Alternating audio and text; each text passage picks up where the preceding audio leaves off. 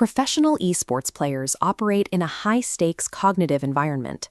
During a 3-hour session, the relentless demand for inhibitory control and rapid executive function creates a measurable state of fatigue. In early 2026, researchers at the University of Tsukuba designed a crossover study to test a non-pharmacological intervention within this specific window of cognitive duress.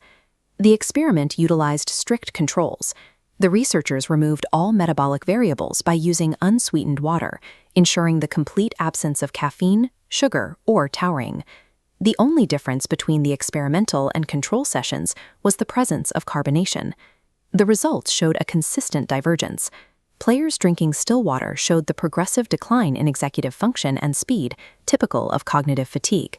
Those drinking highly carbonated water preserved their performance levels and maintained stable physiological arousal throughout the full 3 hours. This stability was most visible in pupil diameter. In clinical settings, a constricted pupil is a reliable marker of fatigue, while a sustained diameter serves as a proxy for the activity of the locus coeruleus, the brainstem's primary noradrenergic driver. This suggests that the simple presence of dissolved CO2 acts as a functional cognitive sustainment tool, preserving inhibitory control without the use of traditional stimulants. The Tsukuba authors propose a biophysical mechanism centered on TOP channels. They argue that the mechanical and chemical release of CO2 in the throat stimulates these specific mucosal receptors. This sets off an afferent signaling pathway. The signal travels from the TRP receptors to the nucleus tractus solitarius, up into the locus coeruleus, and finally to the prefrontal cortex, maintaining the player's arousal levels. While anatomically reasonable, this explanation faces a problem of information architecture. Neural systems are designed to adapt to constant inputs. We need to account for how this signal avoids rapid habituation over 3 continuous hours. A continuous stream of tactile or thermal stimulation, like warm water hitting those same TRP receptors, results in rapid sensory adaptation. The signal fades and the arousal response terminates. To understand why carbonation maintains its saliency, we have to look past simple fluid dynamics. We must analyze the structure of the carbonated fluid as a topological system. The biological pathway identifies the hardware, but we require a mathematical vocabulary to describe the structure of the signal itself. Persistent homology provides a robust vocabulary for this structure. It allows us to count and track topological features in spatial data using Betty numbers. Topologically, still water is a single connected component, a beta 0 value of 1, with 0 enclosed cavities. Carbonation shifts this, introducing distinct spherical voids. The beta 2 value, the count of cavities, becomes n of t, the instantaneous bubble count. These are quasi-topological events. Each bubble is a transient cavity that exists for seconds before a violent collapse at the mucosal interface. This redefines the beverage as a dynamic field of discrete mathematical collapse events. In the kernel formalism, a boundary integrates a signal field, S, through a reader kernel, K. Here, S is the stream of bubble collapse events striking the tissue. K is the biological array of TRP channels. The result is B, sustained prefrontal cortex activation. The arousal observed in the study is the physical instantiation of this mathematical convolution. This resolves habituation by contrasting continuous versus discrete inputs. Continuous input, like steady pressure, triggers receptors once, but lack of variance causes rapid neural adaptation. The output flatlines. Carbonation provides discrete events.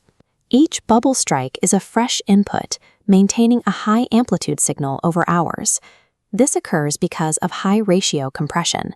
Each bubble acts as a thermodynamic reservoir, compressing its energy into a single discrete event at the narrow channel of the receptor.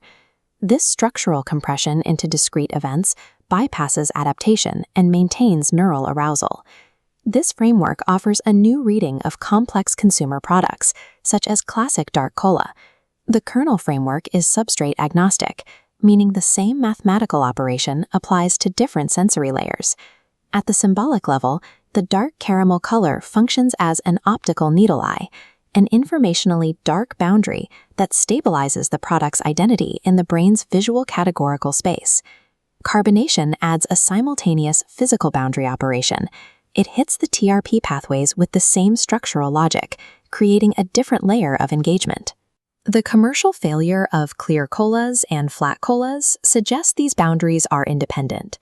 Clear colas fail on categorical identity, while flat colas fail on sensory engagement. This identifies cola as a double needle eye product. Its durability stems from the delivery of two orthogonal mathematical boundary operations in a single act of consumption. The topological reading is an interpretive framework. To establish its validity, it must survive strict empirical falsification. Prediction 1 is the experimentum crucis. By vacuum degassing a cola at low temperatures, we can perfectly preserve its chemical profile while removing the beta-2 bubbles. A purely biological model predicts the remaining chemical irritants will still provide a muted cognitive benefit. The topological model predicts the cognitive effect will disappear entirely once the structural voids are removed. Prediction 2 focuses on the scaling of the response. We contrast a null model, where total energy determines the output, against the kernel model, where the multiplicity of events, the bubble count, dominates the result. This can be tested using two sodas with the same total mass of dissolved CO2. If the topological model holds, a fine bubble beverage will significantly outperform a coarse bubble beverage on cognitive tests. These quantitative tests move the theory out of the realm of description and into the laboratory for verification. The findings from the Tsukuba study provide a foundation for the broader field of cognitive ergonomics. Carbonation acts as an empirical window into the ways complex networks sustain attention and resist the decay of fatigue. It offers a non-invasive method to study the underlying mathematical architecture of how the nervous system maintains its internal states. Living systems maintain their integrity through this shared operation, constantly calculating boundaries to sustain internal order against a degrading external environment.